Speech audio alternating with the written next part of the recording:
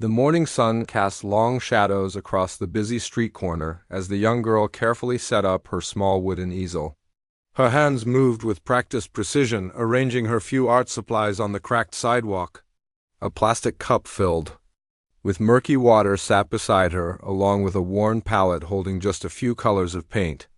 The bristles of her brushes were frayed from countless uses, but she handled them like precious treasures. She was 16 years old, though the weight of responsibility on her shoulders made her seem older.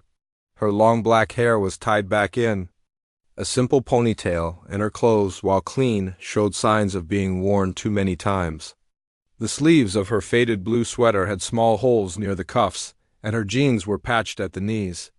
But what stood out most about her were her hands, permanently stained with traces of paint under her fingernails, telling the story of someone who lived and breathed art. The girl had been coming to this corner for 3 months now. It was the perfect spot, right where the business district met the shopping area, where hundreds of people passed by every day. She had studied the foot traffic patterns, noticing that most people walked faster in the mornings, rushing to work, with their coffee cups and phones pressed to their ears. The afternoons brought a different crowd: shoppers, tourists, people with a little more time to spare. Her easel displayed 3 paintings today. The first was a watercolor portrait of an elderly man feeding pigeons in the park. She had painted it from memory after watching him during her lunch break last week. The second showed the city skyline at sunset, with warm oranges and purples bleeding into each other across the paper. The third was her favorite, a simple painting of a mother holding her baby, both figures glowing with soft light. Each painting had a small handwritten sign beneath it with the price: $5 for the smaller ones, $10 for the larger. Peace. The prices were carefully chosen, low enough that someone might buy on impulse, but high enough to actually help with her family's expenses. She had calculated that she needed to sell at least 2 paintings a day to make a real difference. The girl's name was written in careful letters on a piece of cardboard, propped against her easel: Art by Maya. She had debated whether to include her name at all, feeling shy about putting herself out there. But her art teacher had told her that people liked to know the person behind the work, that had made a connection. As the morning progressed, Maya painted a new piece while she waited for customers. Today she was working on a scene of children playing in a fountain, their laughter captured in splashes of blue and white. She had learned that people were more likely to stop if they saw her actually painting, watching the image come to life. Stroke by stroke, the sounds of the city formed a constant backdrop to her work. Car horns honked in the distance, bus brakes squealed, and dozens of conversations in different languages floated past her ears. Street vendors called out their daily specials, and the coffee shop behind her played soft jazz music that drifted out every time someone opened the door. Maya had memorized the rhythm of the street. She knew that around 9:30 the morning rush would slow down. Office workers would be at their desks, and the street would belong to shop owners opening their stores, delivery trucks making their rounds, and the occasional tourist studying a map. This was usually when she made her first sale of the day, if she was lucky. Her technique for approaching potential customers had been refined through trial and error. She learned not to be too aggressive. That scared people away. Instead, she would make eye contact and smile, letting her work speak for itself. If someone stopped to look for more than a few seconds, she would say something simple like, "Good morning," or "I painted that one yesterday." Sometimes that was enough to start a conversation. The girl carried a small notebook where she wrote down details about each day: how many people stopped, what they said, which paintings got the most attention. She was treating this like a business because, in many ways, it was. Her family needed the money, and this was the only way she knew how to help. Her mother worked 2 jobs, cleaning offices early in the morning and stocking shelves at a grocery store in the evenings. Her father had been laid off from the factory 6 months ago and was still looking for steady work. He picked up odd jobs when he could find them, but it wasn't enough to cover their basic expenses. Maya's younger brother was only 12 too, young to work, but old enough to understand why their family stressed about money. The apartment they lived in was small but clean. Maya shared a room with her brother, and she had converted one corner into her art space. She had bought most of her supplies with birthday money and the small allowance she used to receive before money got tight. Now every dollar went toward rent, food, and utilities. Maya's art teacher at school had encouraged her to apply for college art programs, but those applications required portfolio submissions and application fees that her family couldn't afford.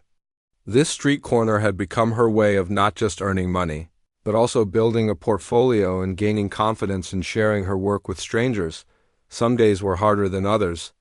Last week, a security guard from one of the nearby buildings had told her she couldn't set up there anymore. She had politely explained that she was on public property and not blocking foot traffic, but he had made her nervous. She had moved to a different corner for a few days before returning to her original spot.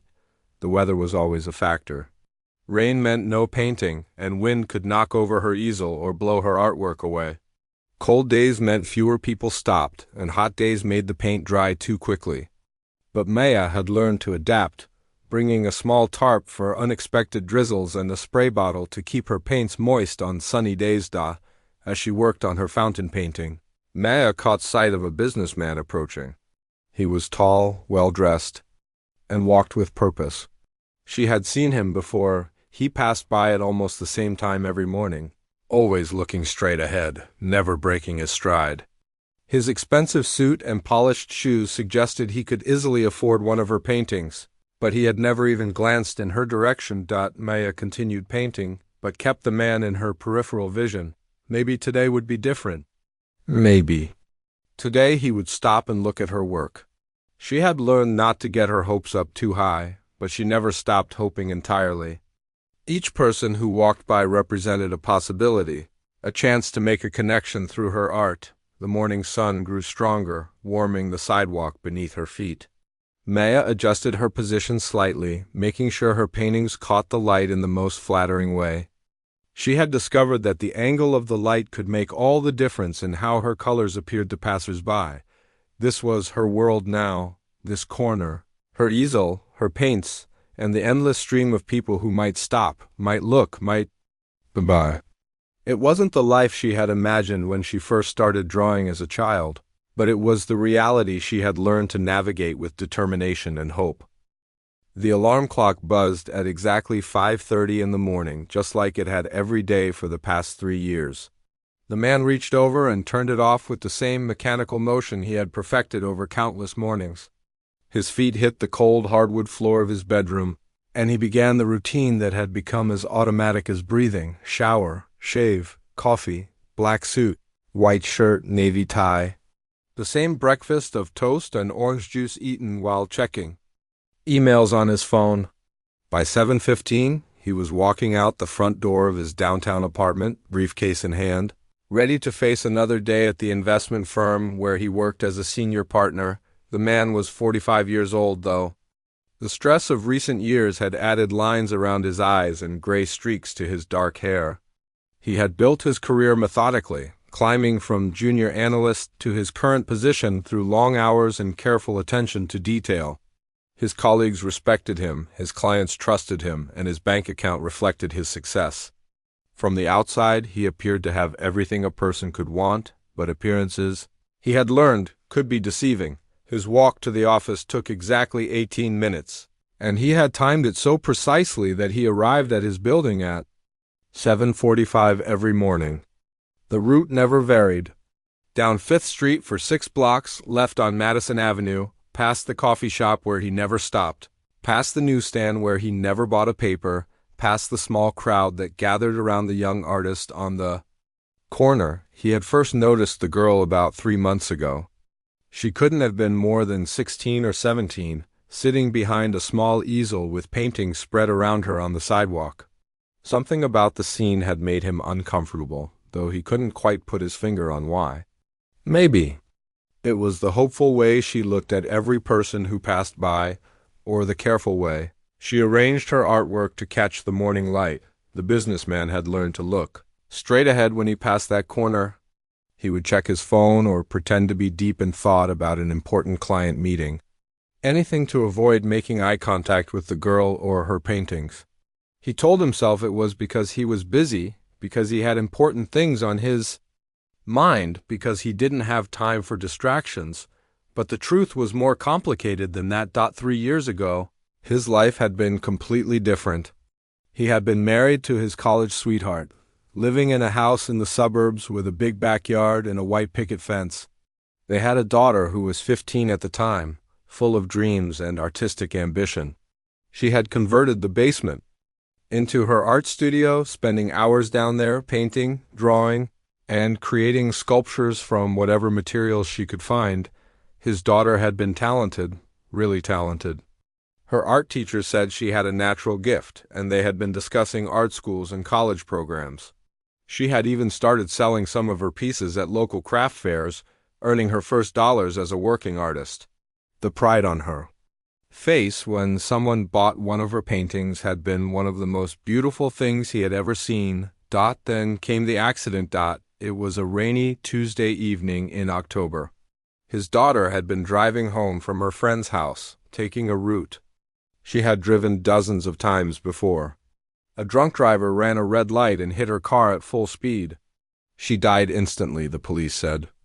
At least she didn't suffer. The words people said during those dark weeks after the funeral all blended together in his memory. She's in a better place now. God needed another angel. At least you have your memories. None of it helped. None of it brought her back. His marriage couldn't survive the grief. He and his wife tried counseling, tried taking time away, tried everything they could think of. But they grieved differently, and instead of bringing them together, their loss drove them apart. She moved back to her hometown to be closer to her family. He moved to the city and buried himself in work. The house with the big backyard was sold. Her art studio was packed up and donated to the local high school. The only thing he kept was one small painting she had made of the two of them walking in the park together. It sat on his desk at work, the only personal item in his otherwise sterile office. Work became his refuge. Numbers didn't lie or leave or die in car accidents. Financial projections were predictable in a way that life wasn't. He could control spreadsheets and market analyses in a way he couldn't control anything else. His colleagues began to depend on him even more, impressed by his focus and dedication. What they didn't know was that work was the only thing that kept him from falling apart completely. The businessman had perfected the art of staying busy. 16-hour days were normal. Weekend work was routine. He scheduled every minute of his day to avoid having time to think about what he had lost. When he wasn't working, he was at the gym or reading financial reports or doing anything that would keep his mind occupied. But certain things could still break through his carefully constructed defenses. The sight of a father and daughter walking together on the street, the sound of teenagers laughing, art supplies in a store window. These moments would hit him like a physical blow, and he would have to stop whatever he was doing and remind himself to breathe. The young artist on the corner had become one of those triggers. Every morning, as he approached that intersection, he would feel his chest tighten. There was something about her age, her artistic passion, her hopeful determination that reminded him too much of his daughter. So he learned to look away, to walk faster, to build a wall between himself and the painful memories. He had become an expert at avoiding things that hurt. He no longer went to the park where he and his daughter used to walk. He changed the radio station if certain songs came on. He had even switched grocery stores because the one he used to shop at had a section where local artists displayed their work. His coworkers sometimes invited him to office parties or weekend barbecues, but he always declined. He told them he was busy, that he had client work to catch up on. The truth was that he couldn't handle being around families, around people who still had what he had lost.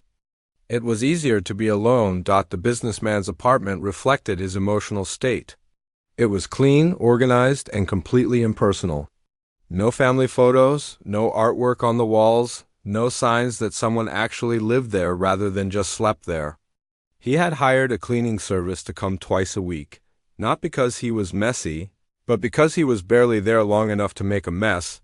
His refrigerator contained only the basics: milk, eggs, bread, a few frozen dinners. He ate most of his Meals at his desk or grabbed something quick from the building's cafeteria. Food had become fuel, nothing more. He had lost 20 pounds in the first year after the accident and never gained it back. Sleep didn't come easily. He would lie in bed reviewing the day's work, planning tomorrow's meetings, anything to keep his mind busy until exhaustion finally took over. Some nights he would take a sleeping pill, but he didn't like how groggy they made him feel the next. He needed to be sharp, focused, in control. The businessman's phone buzzed constantly with emails, calls, and text messages. He had trained himself to respond quickly to everything work-related, but personal calls went unanswered. His sister called once a week, but their conversations were brief and superficial. His parents had given up trying to get him to visit for holidays. As he walked toward the office each morning, passing the same landmarks and the same people, he told himself that this routine was what he needed. Structure, predictability, purpose. But deep down, he knew he was just going through the motions. Existing rather than living, the girl with the easel had become part of his routine too, even though he tried to ignore her. She was always there, always painting, always hoping. Sometimes he wondered what drove her to sit on that corner day after day, but he pushed those thoughts away as quickly as they came. Caring about strangers was a luxury he couldn't afford. He had learned that caring about people only led to pain when they were gone. So he kept walking, kept working, kept building the walls that protected him from feeling anything at all. But walls, he would soon discover, can only hold back pain for so long before something breaks through. The phone rang at 6:30 in the morning, jarring Maya from the little sleep she had managed to get. Her mother's voice was tight with worry, speaking in hushed tones so she wouldn't wake Maya's younger brother in the next room. "The landlord called again last night," her mother whispered. "He says if we don't have the rent money by tonight, he's starting the eviction process tomorrow morning. He's not giving us any more time." Maya sat up in bed, her heart racing. We're 3 weeks behind on rent, and despite her mother working 2 jobs and her father taking whatever work he could find, they were still short by almost $400. Maya had been selling her paintings for months, but the money she made barely covered art supplies and small family expenses like groceries. "How much do we need?" Maya asked, though she already knew the answer would be more than she had ever made in a single day. "Everything," her mother said simply. "The full amount, plus the late fees. I've talked to everyone I know, asked for extra shifts, but there's nothing more I can do." After hanging up, Maya sat in the darkness of her shared bedroom, listening to her brother's peaceful breathing. At 12 years old, he still believed that adults could fix everything, that problems always had solutions. She envied him that innocence. Maya had saved every dollar she could from her art sales, keeping the money in a small metal box under her bed. She counted it now in the dim light from her phone screen. $63.47. It was more money than she had ever had at one time, but it was nowhere near enough to save their home. She got dressed quietly and gathered her art supplies, taking extra care to select her very best pieces. Today would have to be different. Today she couldn't just hope for sales. She needed them desperately. The morning air was colder than usual, and Maya shivered as she set up her easel on the familiar corner. She had been coming here for months now, and she knew the rhythm of the street better than anyone. She positioned her paintings carefully, making sure they caught the early morning light in the most appealing way. But as the hours passed, the day felt cursed from the start. The usual breakfast crowd hurried past without even glancing at her work.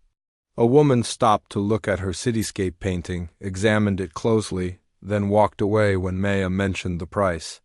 A tourist took a photo of her paintings, but didn't buy anything. By 10 o'clock, Maya had sold nothing. Her hands were shaking, though she wasn't sure if it was from the cold or from panic.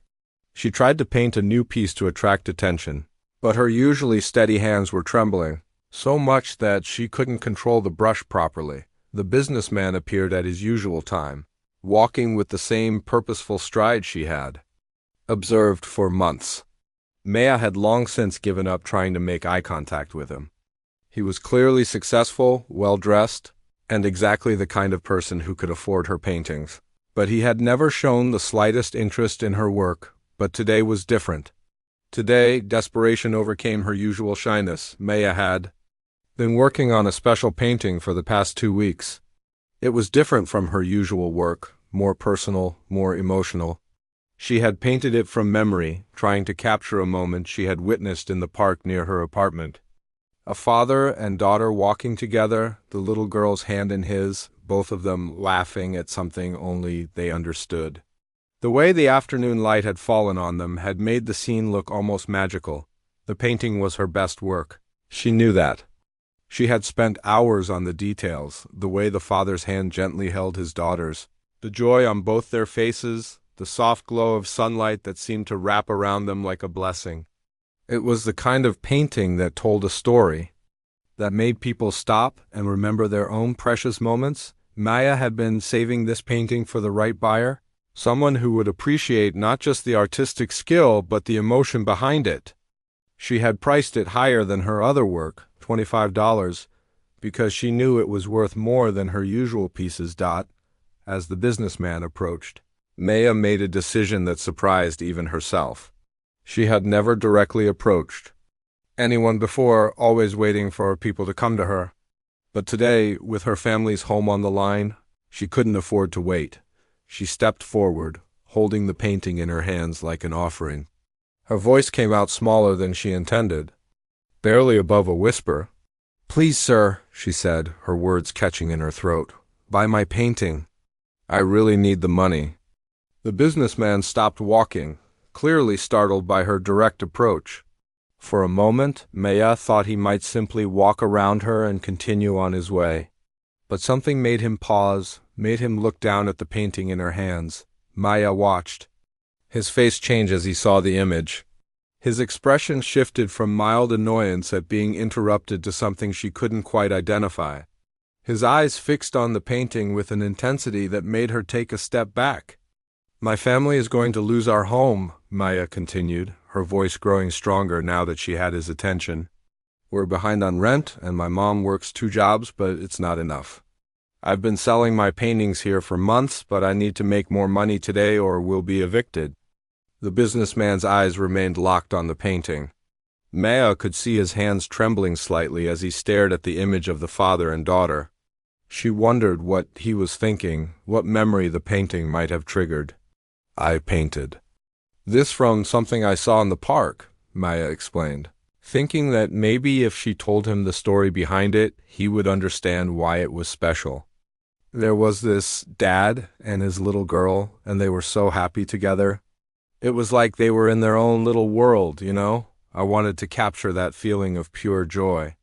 The businessman's breath seemed to catch in his throat. Maya watched as his professional composure began to crack, revealing something raw and painful underneath. His expensive suit and polished shoes suddenly seemed like armor he was wearing to protect himself from the world. "She would have been about your age now," he said quietly, his voice barely audible over the sounds of the busy street. Maya didn't understand what he meant, but she could see that the painting had affected him deeply. She had learned over the months of selling her art that sometimes her work touched people in ways she never expected. Art had a way of reaching into people's hearts and pulling out emotions they thought they had buried. "The painting is $25, Maya said gently, not wanting to push too hard but needing to make the sale. "I know it's more than my other pieces, but I spent a lot of time on it. It's my best work." The businessman looked up from the painting to meet her eyes for the first time. Maya was surprised to see that his eyes were bright with unshed tears. She had never seen a grown man look so vulnerable, so broken. $25, he repeated, as if the amount was somehow significant to him. "Yes, sir," Maya said, hope beginning to bloom in her chest. "I know it's not much compared to what you probably spend on other things, but for me, it could mean the difference between having a home tonight or not." The businessman reached into his jacket pocket and pulled out his wallet. Maya watched as he opened it, revealing more cash than she had ever seen in one place. But instead of reaching for the money, he pulled out a small photograph tucked behind his credit cards. Maya couldn't see the image clearly, but she could see how carefully he held it, how his fingers traced the edges as if it were the most precious thing in the world. He looked at the photograph, then at her painting, then back at the photograph again. "How did you know?" he asked, his voice breaking slightly. Maya didn't know what he meant, but she could see that he was fighting back tears. She had never intended for her art to cause anyone pain, but she was beginning to understand that sometimes pain and healing were closely connected. "I'm sorry if the painting upset you," Maya said softly. "I didn't mean to make you sad." The businessman shook his head, still staring at the painting in her hands. "You didn't make me sad," he said. "You made me remember." Maya waited, unsure of what to say or do. She could see that this moment was about much more than just selling a painting. Something important was happening, something that had been building. For months of silent mornings on this corner, the businessman looked at her with eyes that seemed to be seeing her for the first time. Really seeing her. Not just as a street artist trying to make a few dollars, but as a person with her own struggles and dreams and desperate need for hope. "I'll take it," he said finally, his voice steady despite the emotion in his eyes. "I'll take the painting." The businessman's hands trembled as he held the small photograph next to Maya's painting. The similarity was impossible to ignore, impossible to dismiss as coincidence. The painting showed a father and daughter walking hand in hand, lost in their own world of shared joy. The photograph in his wallet captured almost the exact same moment, him and his daughter on their last walk together in the park, 3 days before the accident that changed everything. Maya watched as the color drained from his face. She had seen people react strongly to her art before, but never like this. The man looked like he was seeing a ghost, like her painting had reached into his past and pulled out a memory he had tried to bury. "This is impossible," he whispered, his voice barely audible over the sounds of the busy street. "How could you have known?" Maya didn't understand what he meant, but she could see that he was struggling with something much deeper than just deciding whether to buy a painting. His expensive suit and confident business demeanor had completely fallen away, revealing a man who looked lost and broken. "I painted it from life," Maya said quietly, trying to explain. "I was sitting in Central Park last month working on some sketches. I saw this father and daughter walking together, and they looked so happy. The light was hitting them just right, and I thought it was the most beautiful thing I'd ever seen. I went home and painted it from memory." The businessman stared at her with eyes that seemed to be seeing her for the first time. "Central Park?" he repeated. "You were in Central Park?" "Yes, sir. I go there sometimes when I need inspiration. It's free, and there are always interesting people to watch." Maya hesitated, then added, "I hope it's okay that I painted them. I didn't ask permission, but they were so far away, and they looked so perfect together." The businessman's breath came in short, sharp gasps. He looked at the painting again, then at the photograph, then back at the painting. His hands were shaking so badly now that Maya was afraid he might drop one of them. "She loved to paint," he said suddenly, his voice cracking. "Just like you. She had this little studio in our basement, and she would spend hours down there creating these amazing pieces. She was so talented, so full of life and dreams." Maya realized he was talking about someone in the past tense, someone who was no longer with him. The pain in his voice was unmistakable, the kind of grief that never fully goes away. "She sounds wonderful," Maya said softly, not sure what else to say. "She was going to apply to art school," the businessman continued, as if he hadn't heard. She had this whole plan mapped out. She was going to study fine arts, maybe become a teacher so she could help other kids discover their creativity. She used to set up a little booth at the school fair, selling her paintings just like you're doing now. Maya felt tears starting to form in her own eyes. She was beginning to understand why her painting had affected him so deeply. "What happened to her?" she asked gently. The businessman closed his eyes, and when he opened them again, tears were streaming down his face. "Car accident," he said simply. 3 years ago, a drunk driver ran a red light. She was coming home from her friend's house, and she was gone in an instant. Maya's heart broke for this man who had been carrying such terrible pain. She understood now why he had always walked past her without looking, why he had seemed so closed off from the world. He had been protecting himself from reminders of what he had lost. I'm so sorry, Maya whispered, meaning it with every fiber of her being. The last time I saw her, the businessman continued, his voice breaking completely now, we went for a walk in Central Park. It was a Sunday afternoon, and she had just finished a new painting. She was so excited to show it to me, talking about her plans for the future, about all the things she wanted to create. He held up the photograph, and Maya could see it clearly now. A man and a teenage girl walking hand in hand, both smiling at the camera. The girl had paint stains on her fingers, just like Maya did. The resemblance was striking, not just physically, but in the way she carried herself, the artistic spirit that seemed to shine through her eyes. She would have been 18 now, the businessman said, tears falling freely down his cheeks. She would have been in college, studying art, maybe selling her paintings in galleries instead of on street corners. Maya felt overwhelmed by the weight of his grief, by the realization that her simple painting had somehow connected her to this man's deepest pain. She wanted to comfort him, but she didn't know how. After the accident, the businessman continued, I couldn't bear to look at anything that reminded me of her. I packed up her art supplies, donated them to the school. I sold our house because I couldn't walk past her studio every day. I moved to the city and threw myself into work, trying to forget. He looked directly at Maya now, really seeing her for the first time. But I couldn't forget. And when I started seeing you here with your easel and your paintings, it brought everything back. That's why I never stopped, why I never looked at your work. You reminded me too much of her. Maya understood now why she had always sensed something. Sad about this man, why he had seemed so unreachable.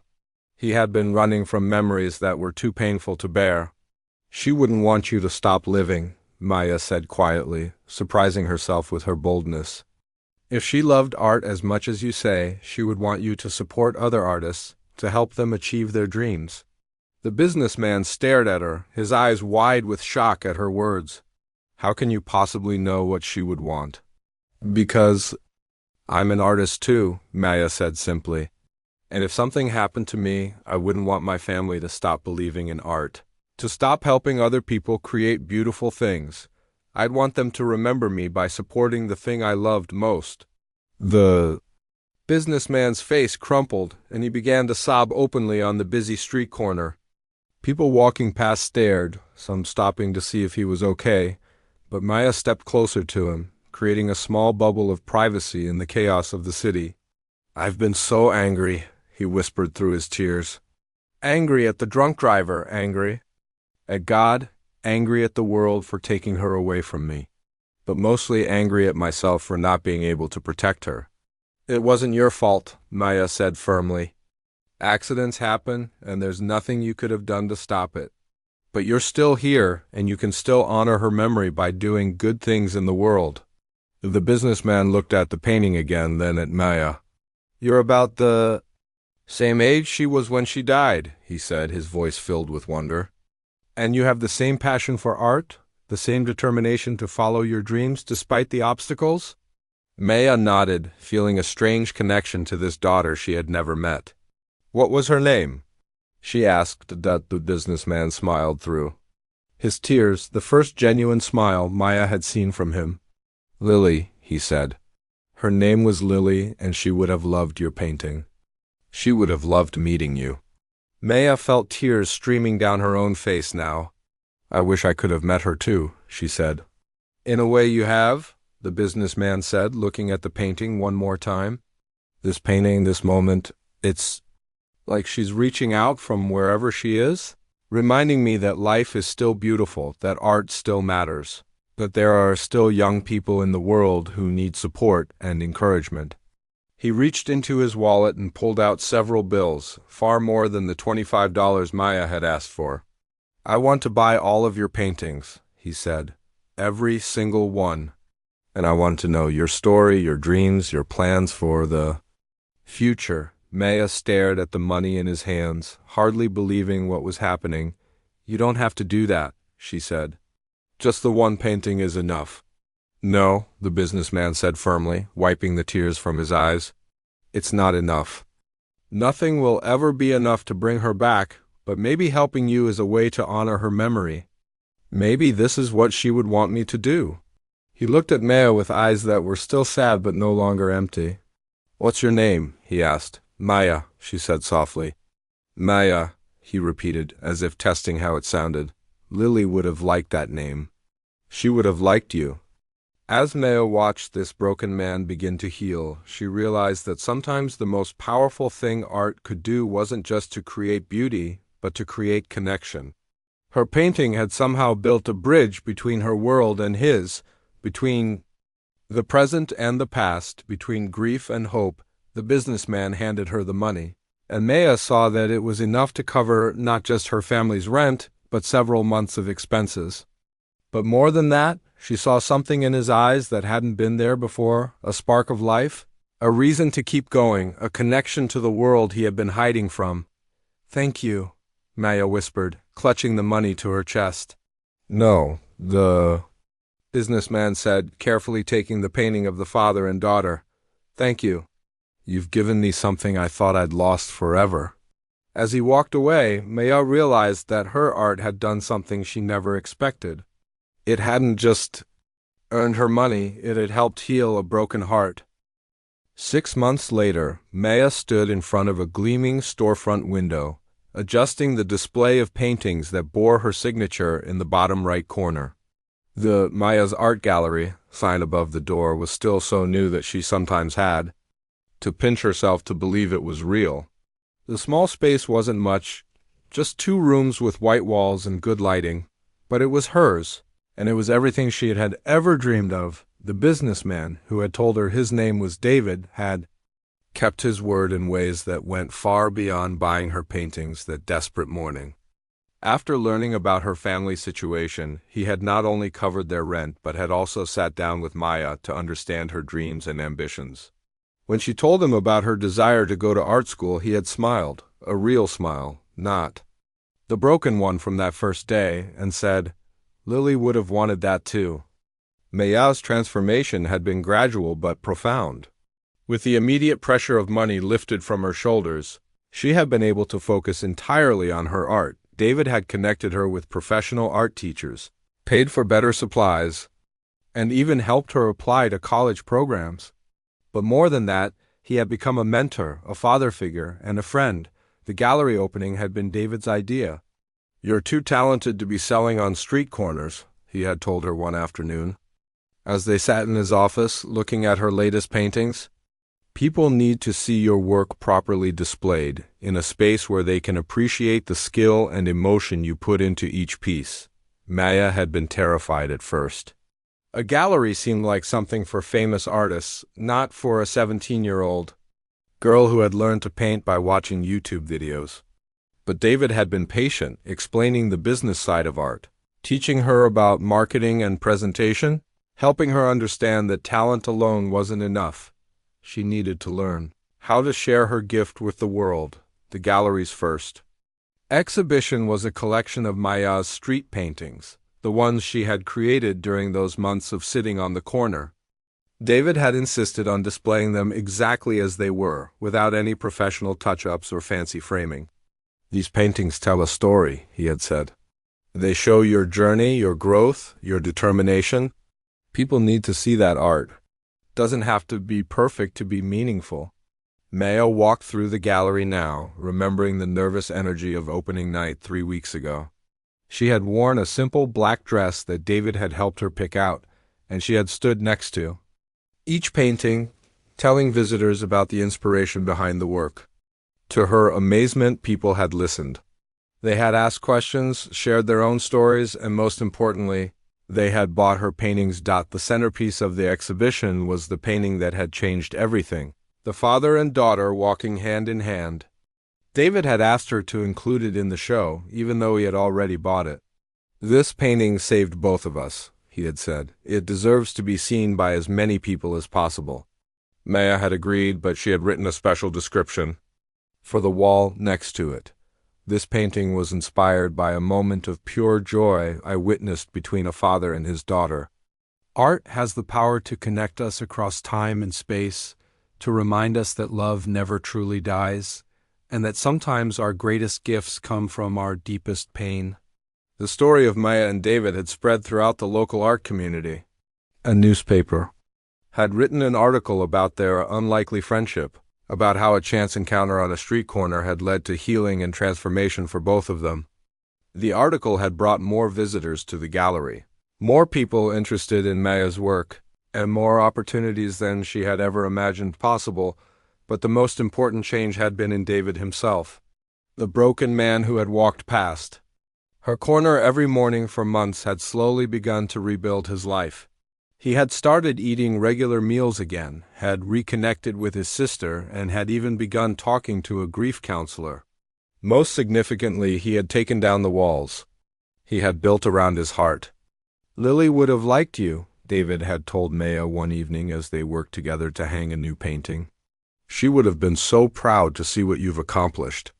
Maya had learned that David kept Lily's room exactly as it had been, with her art supplies still arranged on the desk and her paintings still hanging on the walls. But now, instead of being a shrine to his grief, it had become a place of inspiration. David had started visiting the room to remember the good times, to feel connected to his daughter's spirit, and to draw strength from her memory. The gallery had become a gathering place for young artists in the community. Maya had started hosting workshops on weekends, teaching kids from her old neighborhood how to paint, how to see the world through an artist's eyes. David had provided the funding for art supplies, and he often stopped by to watch the children create, his eyes lighting up with joy at their enthusiasm. "You're giving them what Lily would have wanted," David had said one Saturday afternoon, watching a group of 8-year-olds paint colorful flowers on canvas. "You're showing them that art matters, that their creativity has value." Maya had also started a scholarship program funded by David for young artists who couldn't afford art supplies or classes. Every month she would choose one student to receive a full set of art materials and free lessons. The program was called the Lily Foundation, and Maya felt honored to carry on the legacy of a girl she had never met but who had changed her life in the most profound way, the businessman who had once been too afraid to look at her paintings now spent his lunch breaks at the gallery, often bringing clients to see Maya's work. He had learned to talk about Lily without crying, to share stories of her talent and dreams with pride instead of pain. His office, which had once been sterile and impersonal, now displayed several of Maya's paintings alongside the small portrait of him and Lily in the park. Maya's family had been transformed as well. Her parents had been able to find better jobs, and they had moved to a larger apartment where Maya had her own art studio. Her younger brother had started showing an interest in art too, and Maya loved teaching him the techniques she had learned.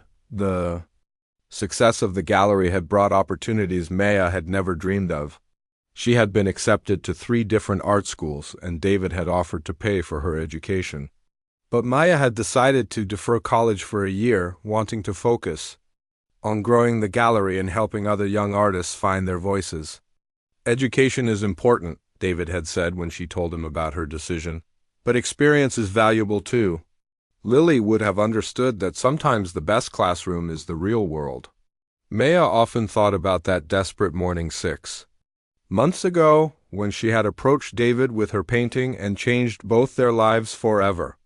She had been driven by fear and desperation, but she had also been driven by hope that her art could make a difference, that someone would see value in her work, that her dreams were worth pursuing. Now, as she stood in her own gallery, surrounded by paintings that told the story of her journey from a street corner to success, Maya understood that art was more than just creating beautiful things. Art was about connection, about healing, about finding hope in the darkest moments and sharing that hope with others. David walked through the gallery door, carrying 2 cups of coffee and wearing the smile that had become familiar over the past months. It was a smile that still carried traces of sadness, but it was also filled with genuine joy and purpose. "How are sales today?" he asked, handing her a coffee. "Good," Maya said, looking around at the paintings that covered the walls. "But more importantly, I think we're making a difference. I had a mother bring her teenage daughter in earlier, and the girl was so inspired by the story of the gallery that she wants to start painting again. David nodded, his eyes bright with pride. That's exactly what this place is supposed to do. It's supposed to inspire people, to show them that art can heal, that creativity can transform lives. Maya looked at the painting of the father and daughter, still hanging in the place of honor on the main wall.